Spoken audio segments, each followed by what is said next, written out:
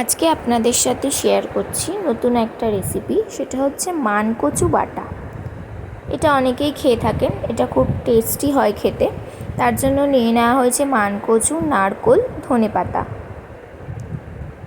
এবার কচুগুলোকে ডুমো ডুমো করে কেটে নিয়ে রেখেছি। সর্ষে, কিছুটা কালো সর্ষে নিয়ে নেওয়া হয়েছে।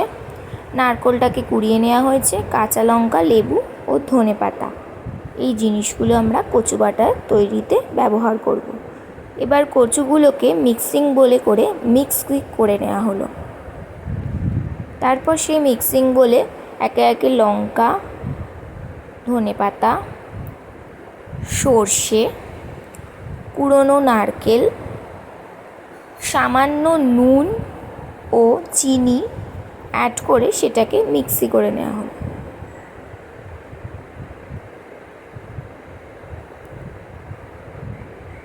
আপনারা একটা লেবুর রসও দিতে পারেন, কারণ অনেকের কচু খেলে গলা কুটকুট করে, সেক্ষেত্রে লেবুর রস দিলে গলাটা কুটকুট করবে না, আর এটার স্বাদটাও আরও বাড়াবে।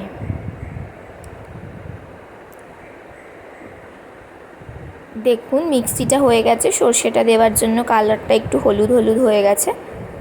এবার আগে থেকে মিক্সি করে রাখা কচু বাটাটাও এর সঙ্গে মিশিয়ে নেব। দেখুন মিশিয়ে নিয়েছি।